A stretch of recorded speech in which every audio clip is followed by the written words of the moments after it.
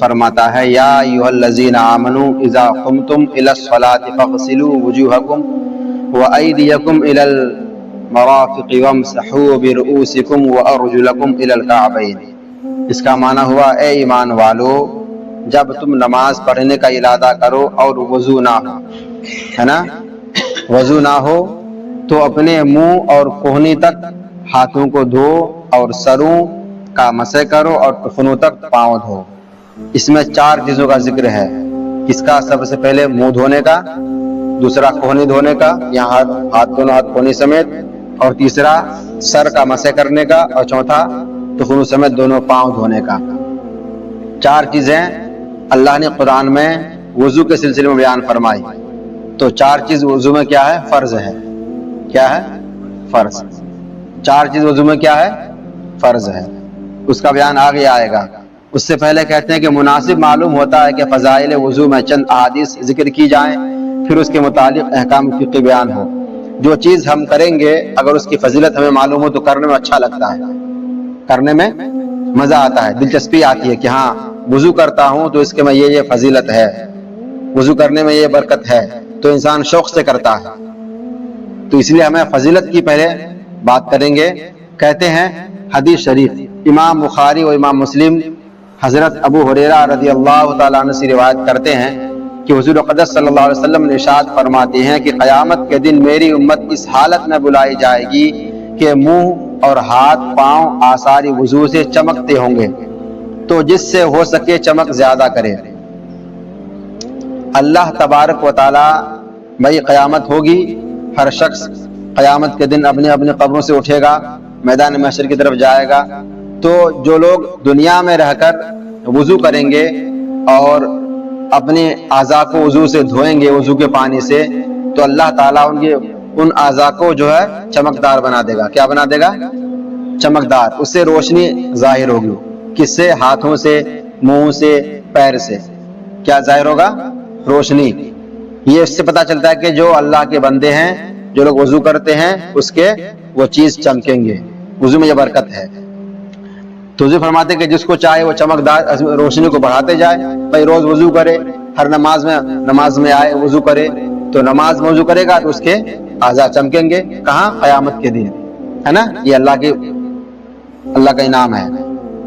دوسری حدیث صحیح مسلم میں ابو ہریرہ رضی اللہ تعالیٰ سے مروی ہے کہ حضور صلی اللہ علیہ وسلم فرماتے ہیں کہ صحابہ کرام سے ارشاد فرمایا، کیا میں تمہیں ایسے چیز نہ بتا دوں جس کے سبب اللہ تعالیٰ خطائیں محو فرما دے اور درجات بلند کرے، ہے نا۔ وہ چیز جس سے خطا ختم کر دی جاتی ہے، معاف کر دی جاتی ہے اور درجات بلند کر دیے جاتے ہیں۔ عرض کی ہاں یا رسول اللہ صلی اللہ علیہ وسلم۔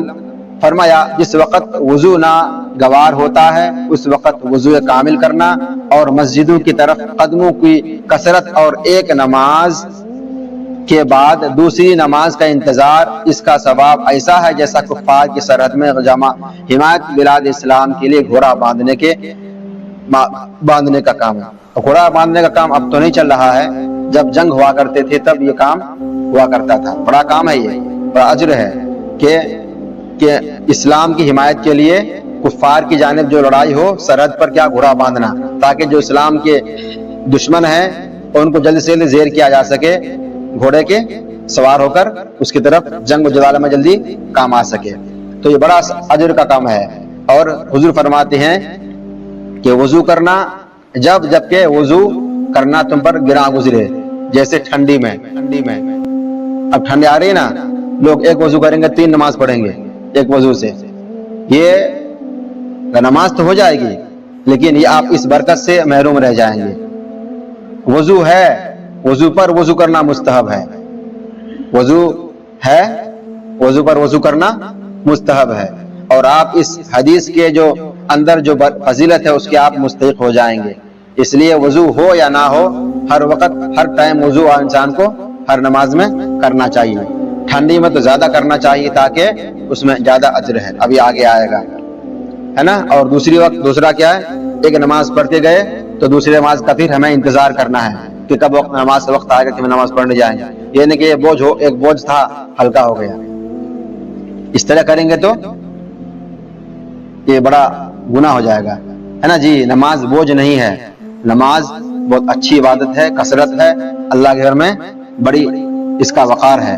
تو ہمیں نماز کو بوجھ نہیں سمجھنا چاہیے اور خوشی خرم کے ساتھ نماز ادا کرنی چاہیے۔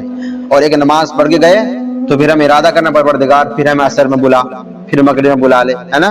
اللہ بلا رہا ہے تو ہمیں اللہ بلانے کی توفیق عطا کی دعا کرنی چاہیے۔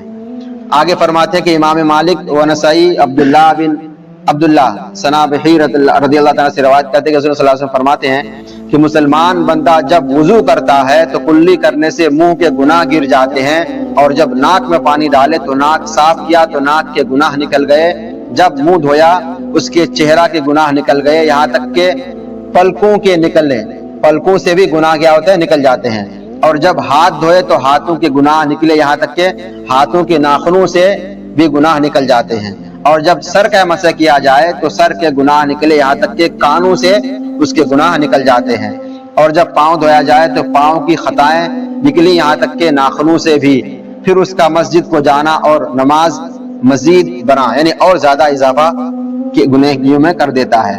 تو آپ وضو میں جس چیز کو دھوئیں گے، جس اعضاء کو دھوئیں گے، وہ ظاہر میں صاف ہوتا ہے لیکن باطنی میں گناہ سے بھی پاک ہو جاتا ہے۔ سبحان اللہ، یہ وضو کی برکت ہے۔ ہاتھ دھوتے ہیں، منہ دھوتے ہیں، سر کا مسح کرتے ہیں، پیر دھوتے ہیں، تو انسان اس نماز کے پہلے آنے سے پہلے ہاتھ سے، منہ سے، پیر سے، آنکھ سے جو گناہ کیا تھا، اللہ تعالیٰ اس گناہ کو وضو کی برکت سے دھل دیتا ہے، معاف فرما دیتا ہے۔ اس لیے ہمیں وضو کرنا چاہیے اور وضو میں پہل کرنی چاہیے، ٹھیک ہے؟ آگے کہتے ہیں کہ بزار نے بسناد حسن روایت کی، حضرت عثمان غنی رضی اللہ تعالیٰ نے اپنے غلام حبنان سے وضو کے لیے پانی منگا، اور سردی کی رات میں باہر جانا چاہتے تھے۔ حبنان کہتے ہیں میں پانی لایا، انہوں نے منہ ہاتھ دھوئے تو میں نے کہا اللہ آپ کو کفایت کرے، رات کو بہت ٹھنڈی ہے۔ اس پر فرمایا میں نے صلی اللہ علیہ وسلم سے سنا ہے کہ جو بندہ وضو کامل کرتا ہے اللہ تعالیٰ اس کے اگلے پچھلے گناہ بخش دیتا ہے۔ وضو کامل، مکمل طور پر وضو کرنا، اور وضو ہے لیکن تب بھی وضو کرنا، اور جب وضو کی ضرورت نہ ہو تب بھی وضو کرنا، یہ برکت میں انسان کو شامل کرتا ہے نا؟ انسان کو ہمیشہ باوضو رہنا چاہیے۔ حدیث پاک میں آتا ہے کہ جو انسان ہمیشہ باوضو رہے وہ شہید کا درجہ اللہ تعالیٰ فرمائے گا، مرنے کے بعد وہ شہیدوں کی جماعت میں چلا جائے گا۔ کون؟ جو ہمیشہ باوضو رہتا ہے، اس کے قریب شیطان نہیں جاتا باوضو انسان کے شخص میں، بیماری نہیں آتی ہے، بلائیں نہیں آتی ہے، جو انسان باوضو رہتا ہے۔ نماز کی تو الگ سے بات ہے کہ نماز کے علاوہ بھی جو انسان وضو کرتا ہے اور وضو باوضو رہتا ہے بڑا اچھا ہے نا؟ بڑا اچھا عمل ہے۔ اس لیے ہمیں ہمیشہ باوضو رہنا چاہیے، پاک صاف رہنا چاہیے۔ آگے طبرانی نے اوسط میں حضرت امیر المومنین مولا علی کرم اللہ وجہہ کائنات صلی اللہ علیہ وسلم فرماتے ہیں کہ جو سخت سردی میں کامل وضو کرے اس کے لیے دونا ثواب ہے۔ سبحان اللہ، ہے نا؟ آپ سردی آ رہی ہے، گرمی میں ایک ثواب ملتا ہے ایک وضو کا، لیکن سردی میں ایک بار وضو کرو تو 2 بار کا ثواب ملے گا۔ سردی سے لوگ پرہیز کرتے ہیں نا، ٹھنڈا پانی ہے ایسا ویسا نہیں، ٹھنڈا پانی ہے تو کیا ہوگا؟ اللہ کرم فرمائے گا اور تمہارے گناہ گر جائیں گے، اجر میں 2 گنا کر دیا جائے گا۔ اس لیے ٹھنڈا میں وضو کریے، گرمی میں بھی وضو کریے۔ امام احمد بن حنبل نے انس رضی اللہ تعالیٰ سے روایت کی، السلام فرماتے ہیں کہ جو ایک بار وضو کرے تو یہ ضروری بات ہے، یعنی وضو کے جو اعضاء ہیں، جو دھونے کی چیز ہے، اس کو ایک بار دھونا یہ فرض ہے، ضروری ہے، لیکن جو 2 بار کرے اس کو دونا ثواب ہے، جو 2 بار دھویا اس کو دونا ثواب ہے۔ اور آگے فرماتے کہ جو 3 بار دھوئے تو یہ میرا اور اگلے نبیوں کا وضو ہے۔ اللہ اکبر، یعنی پہلے کی امت میں یہ 3 بار دھونا نہیں تھا، نبیوں میں تھا لیکن امت میں نہیں تھا، لیکن آقا بیان فرماتے ہیں کہ یہ 3 بار دھونا میری سنت ہے، اور جو میرے سے پہلے نبی انبیاء کرام آئے ان کی بھی سنت ہے کہ آپ 3 بار ہر عضو کو دھوئیں، یہ نبیوں کی سنت ہے، اور جو نبی کی سنت ہو اللہ کو بڑی پیاری ہے۔ اس لیے انسان کو چاہیے کہ وضو میں ہر عضو کو 3 بار دھوئے، ہے نا؟ 3 بار یہ مستحب ہے اور سنت ہے۔ 1 بار ضروری ہے، فرض ہے، 2 بار یہ 2 گنا ثواب کا کام ہے، لیکن 3 بار دھوئے تو یہ نبیوں کی سنت ہے، ٹھیک ہے؟ آخری حدیث بیان فرماتے ہیں کہ صحیح مسلم میں عقبہ بن عامر رضی اللہ تعالیٰ سے مروی ہے کہ صلی اللہ علیہ وسلم فرماتے ہیں جو مسلمان وضو کرے اور اچھا وضو کرے، پھر کھڑا ہو اور باطن و ظاہر سے متوجہ ہو کر 2 رکعت نماز پڑھے اس کے لیے جنت واجب ہو جاتی ہے. سبحان اللہ. دیکھیے وضو کی برکت دیکھیے, ہے نا. 2 رکعت نماز فرض والی نہیں, ہاں آپ سوچ رہے فرض والی نہیں, نفل نماز کی بات کر رہا ہوں. فرض تو ہے. اچھی طرح سے پورا وضو کیا, جو سنت وضو میں ہے, جیسے مسواک کرنا, اگر مسواک نہیں ہے تو منجن کرنا, اگر منجن نہیں ہے تو ہاتھ سے انگلی سے ہی کر لینا, یہ مستحب ہے. کم سے کم اتنا ہونا چاہیے. اچھے سے کلی کیا, ہاتھ پیر کو اچھے سے دھویا, پورا سر کا مسح کیا, وضو سے پہلے بسم اللہ پڑھا, دعا پڑھی, اس کے وضو کرنے کے بعد پھر جو اس کی دعا ہے میں ابھی چھپا کے لایا ہوں لگا دوں گا, وہ دعا پڑھی. وہ دعا پڑھنے کے بعد اچھے سے دل و جان, روح اور جسم کے ساتھ اللہ کی طرف بارگاہ میں آ گیا متوجہ ہو کر, اور صرف 2 رکعت, زیادہ نہیں, صرف 2 رکعت اللہ کی رضا کے لیے پڑھ لیا, اس انسان کے لیے جنت کیا ہو جاتی ہے. سبحان اللہ ہے. یہ دیکھیے کتنی بڑی بات ہے. لہٰذا ہمیں وضو خوش اور خرم سے کرنا چاہیے, جلدی بازی میں نہیں. یہ لوگ بڑا جلدی مارتے ہیں, چپ چپ مارتے ہیں, اس طرح سے نہیں ہونا چاہیے. اب اس کا بیان آگے آئے گا, ہے نا. اطمینان سکون سے ہر عضو کو دھوئیے, اور ہر عضو دھونے سے پہلے بسم اللہ پڑھیے, درود شریف پڑھیے, اور جو بھی آپ کو دعا ہے اللہم صلی علی جو بھی ہے, وضو کرنے میں بات نہیں ہونی چاہیے, یہ مکروہ ہو جائے گا. وضو کا خاص خیال رکھیں. دعا کریں اللہ تعالیٰ ہم سب کو جو ہے اہدنا الصراط المستقیم پر چلنے کی توفیق عطا فرمائے, اور ہمارے تمام اچھے اعمال کو قبول فرمائے, اور برے اعمال سے اللہ تعالیٰ ہمیں بچائے اور ان کی معافی فرمائے. وصلی اللہ تعالی علی خیر خلقہ ونور عرشہ محمد وآلہ وصحبہ اجمعین, آمین برحمتک یا ارحم الراحمین, بحق لا الہ الا اللہ محمد رسول اللہ صلی اللہ علیہ وسلم.